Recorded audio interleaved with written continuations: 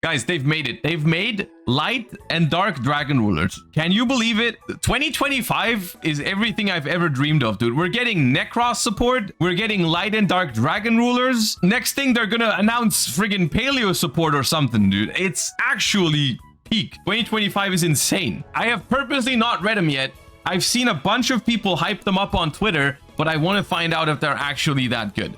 So we have Spectre, Dragon Ruler of Rays, the light baby dragon. Level 2 light dragon effect monster, 600 attack, 1000 defense. You can only use the first and second effect of this card's name per turn and only once that turn. You can discard this card and one other light or dragon monster. Add 2 Dragon Ruler monsters from your deck to your hand except Spectre. Okay, so these babies don't summon the other ones, the big ones. You can banish this card and one other light or dragon monster from your graveyard, then target a Casmatis, Dragon Ruler of Auroras in your graveyard, special summon it. Okay, so this one instead has 2 effects, where the second one, by banishing, will bring back a Dragon Ruler. I'm assuming this is the light dragon, the big light dragon ruler's name, to summon it from the graveyard. And we have, oh, the big ones are Exceed monsters. That's why it doesn't summon them from the deck. They're both Exceeds. Okay. That's not what I was expecting. But that's interesting. Okay. Yeah. We have Nebulous, Dragon Ruler of Shadows. Level 2 Dark Dragon effect monster. You can only use one of the first and second effect of this card's name per turn and only once that turn. You can discard this card and one other dark or dragon monster, then target 2 of your banished Dragon Ruler monsters with different attributes except Nebulous, Dragon Ruler of Shadows. Special summon them, but they cannot attack this turn. You can banish this card and one other dark or dragon from your grave, target an Eclipsis, Dragon Ruler of Woes in your graveyard, special summon it. Okay. Now, this one is obviously the better one. This one is kind of crazy, honestly, as like in terms of a starter for Dragon Rulers, because you just pitch it and another dragon to get any 2 Dragon Rulers from the deck. That includes, you can get a baby dragon and a big one, and then just use the baby effect. It is kind of broken. This one is crazy for recursion, and also, I mean, special summoning is crazy. Okay. Let's read the big ones. So we have the Casmatis, Dragon Ruler of Auroras, rank 7 light, level 2 level 7 dragon monsters. You can only use the first and second effect once per turn. Quick effect, you can send a level 7 Dragon Ruler from your deck to the graveyard and detach him. Oh, that's cost. Okay. This effect becomes that sent monster's effect that activates by discarding itself. Oh my god, that's broken. That's broken. Oh, that... You can send Tidal to send any monster from your deck to the graveyard. You can send Tempest to search any dragon. You can send Blaster because it's a quick effect. If this stays around, you can Blaster to destroy a card. Or you can Reborn. Remember when I asked you if Tidal's effect has never been abused in Bologna? I mean, no.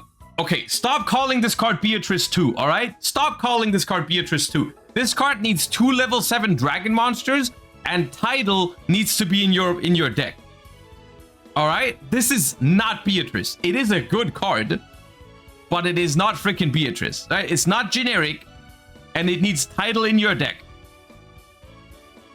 If this card is destroyed by battle, or this card in its owner's possession is destroyed by an opponent's card effect, you can special summon a level 7 Dragon Ruler from your graveyard of banishment. Okay, fine. It floats when it dies. I mean, that's a phenomenal card. I don't know what you want me to tell you. It's a very, very good card. And I'm sure there's a bunch of potential with this. I'm sure there's people that have already found some crazy replays and some crazy things you can do with this card. At the end of the day, it still remains to be seen, like, how many bricks you'd want to play for it and all that kind of stuff, right? Yeah, of course. Yeah, you can summon this, and then you can go Tidal to send Christia, and then on the opponent's turn you can send Redox to revive the Christia. But realistically, in these kind of cases, you could also just be winning the game by playing Yu-Gi-Oh instead, a lot of the times. So we'll see. We have Eclipses, Dragon Ruler of Woes, level 7 Dark Dragon. 2 level 7 dragon monsters. You can only use the first and second effect once per turn. If this card is Xyz summoned, you can target a level 4 or lower Dragon Ruler in your graveyard or banishment. Special summon a level or rank 7 Dragon Ruler monster from your deck or banishment that is mentioned on it. Then shuffle that target into the deck. Okay, so you're gonna like recycle your baby dragons and get a big one out of the deck. All right, that's good. When your opponent activates a spell, trap card, or effect, quick effect, you can detach 2 materials from this card, negate the activation, and if you do, banish that card. Okay, that's a good card. This is more straightforward than the light one. The light one is obviously more open-ended of what you can do with it, of course, because of the nature of Title's effect. This one is still very solid. It is worth noting that there's only it's a negate, but only for spell traps, which is still good, but it's not an omni. And I if you're gonna make omni negates, if you're gonna make negates in Yu-Gi-Oh, I think it is best if it doesn't negate both monsters and spells, because that does leave outplay potential for the opponent. It leaves outplay potential for the opponent because if a card doesn't negate spell cards and only monsters, well, you can use spell cards to stop it. And if you give it a spell trap negate, then you can start playing with your monsters. And so okay, it's good. It's a powerful card. It has a spell trap negate, but at least it doesn't beat something like Nibiru, for instance. Like if you summon this towards the end of your combo, and you can still get nibbed. So that's all right. And then we have another light Dragon Ruler. Okay. We have Disaster, Dragon Ruler of Paranormalities. Rank 7 light, attack 0, defense 0. 2 rank 7 monsters. You can only use the first of this card's name, first effect of this card's name each once per turn. If this card is Xyz summoned, you can target up to 4 level 7 Dragon Ruler monsters in your graveyard and or banishment, attach them to this card as material. Then you can banish all monsters your opponent controls and in their graveyards with the same attribute as the monsters attached to this card. Okay. If this card has light, dark, earth, water, fire, and wind Dragon Ruler monsters attached as material, it gains 4600 attack and defense. Also, it's unaffected by other cards' effects. This card is... I think this card sounds better than it is. Because when you have this guy on the board and this guy on the board, you're probably not gonna want to overlay them. Because both of these guys have pretty good effects on your opponent's turn. In a world where the Dragon Ruler deck is being played again, and you'd like try to grind with your opponent at some point, you could, like when this has no materials anymore and this has been used, you can just overlay and banish your opponent's entire graveyard. Because I mean, getting all 4 Dragon Rulers into rotation is super easy. So you're gonna have all the Dragon Rulers in your graveyard or banishment, and then you can recycle all your banished Dragon Rulers, banish your opponent's graveyard, and go from there. And it's even gonna be unaffected. 4600 unaffected, like, is not that hard to out anymore for most decks. I mean, all you need is the ability to summon a monster that's bigger than 4600, which most decks can do that. Not every deck, but most decks can. It's a cool little add-on, I think.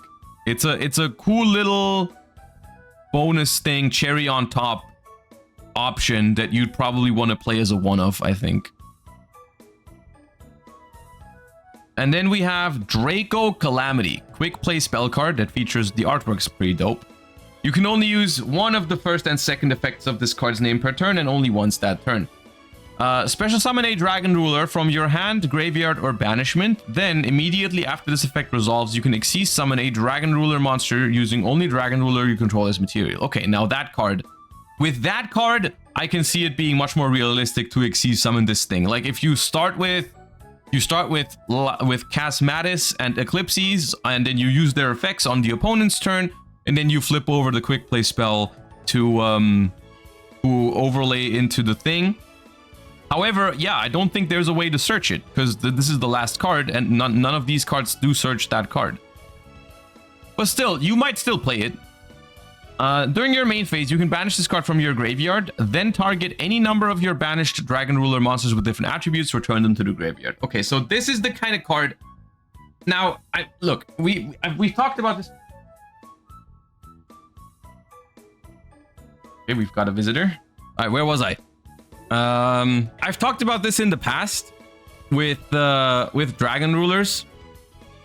The reason why Dragon Rulers were this good in 2013 was because of their infinite grind game, basically, right? They had a stronger grind game than any other deck in the format.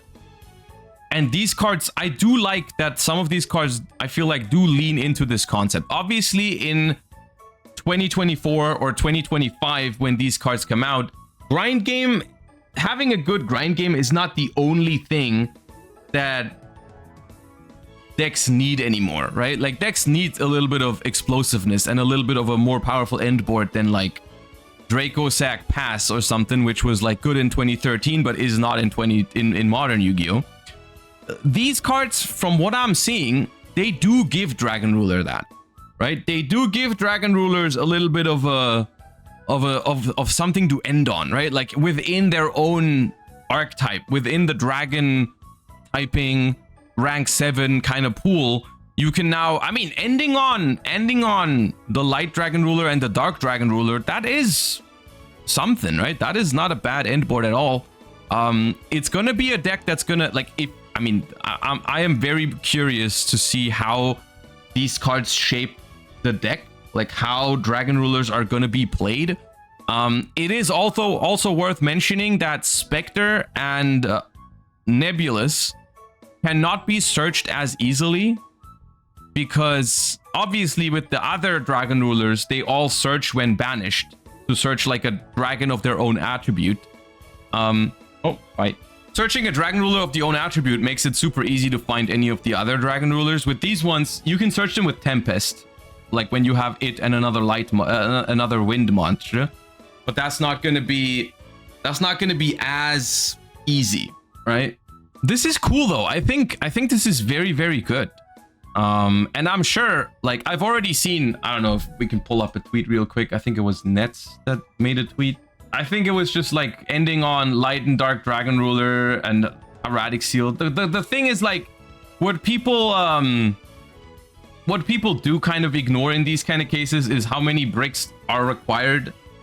How many bricks are required to end on a board like that? Which I'm seeing like a whole bunch of cards that I wouldn't want to have in my Yu-Gi-Oh deck in there, right? Like Dragon Ravine, Fossil Dyna, Dragoonity Ramus, all this kind of stuff, right? I think at the end of the day, these cards are cool, and we're gonna have to wait and see if they are actually being abused, right? The only thing that I will say, or like, let's compare it to another card that was pretty hype when it came out, and like the Link 4 Fiend monster, right? The what was it called? The I forgot its name. Something Bao. I don't know. Abao Q. Abao. This card, right? This card was kind of similar in the way that everyone said, oh, when this card was revealed, everyone was like, oh my god, this card's crazy. You can revive all kinds of floodgate monsters with this and all kinds of stuff. And this card has come out in the OCG and no one is doing that. Currently, no one is doing that. Some decks will use this card, but nothing is abusing it to crazy extent and making super relevant, like meta decks resummon Jaugen or Christia or whatever. Like they just don't do that at a competitive scale. Even with a card like Scythe, which they actually have, they don't actually use it that much. It's a great card. Don't get me wrong. It's just that I don't believe that playing these kind of crazy things with floodgates in it and all this kind of stuff, only because these cards can do that, does not mean that's the best way to do it on a competitive scale. Is all I'm saying. So just chill for a moment, all right? Even if it is possible to make some crazy things happen with these cards, time will tell how good that actually is. You know, you guys, we have hand traps in the game, we have Fuvalos in the game, we've got Perulia in the game. There's even a new Molcharmy coming out for Graveyard and Banished that is probably pretty good against Dragon Rulers. So like, just calm down for a moment, all right? Like, these are good cards, but I think it's more likely that Dragon Rulers just becomes a solid mid-range deck with this. Because if you're playing a Dragon Ruler deck, right? Think of it this way. If you're playing a Dragon Ruler deck, would you rather not play any bricks in your deck and make like a more moderate mid-range board because your deck has infinite follow-up? Or would you feel the need to make an auto-win board immediately?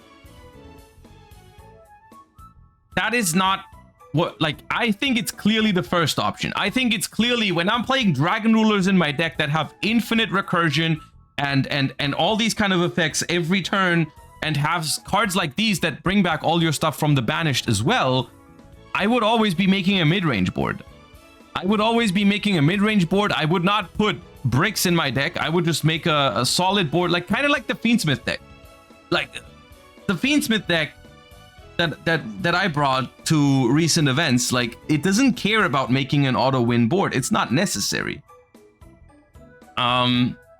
Because it's got grind game, and I think Dragon Rulers are in the same like ballpark. Okay, I like these cards a lot. I'm a huge fan of Dragon Rulers. I always was, and I'm hoping that these cards actually make it playable. But it remains to be seen. I think there's a chance, though. I think there's a chance. With obviously all the Dragon Rulers also coming back to 3 now, I don't think the deck is going to be good right away. But with this support, I'll try it. You know, I'll try it. This is the kind of support that makes me want to try a deck. And that's when you know the support is good, is when it's not obviously broken, but rather like it just makes you want to try the deck again. That's what I really like to see. How much space will you have for non-engine going second? I mean, for a brief moment, the my inner I don't know what the word is. My inner, I don't know, perfectionist. I wanted there to be main deck big dragons, so that the baby dragons could have the same effect, right? Like summon the big one from the deck. That bothered me for a split second earlier, when the baby dragons were main deck monsters and the extra deck monster, like the big ones, are not main deck.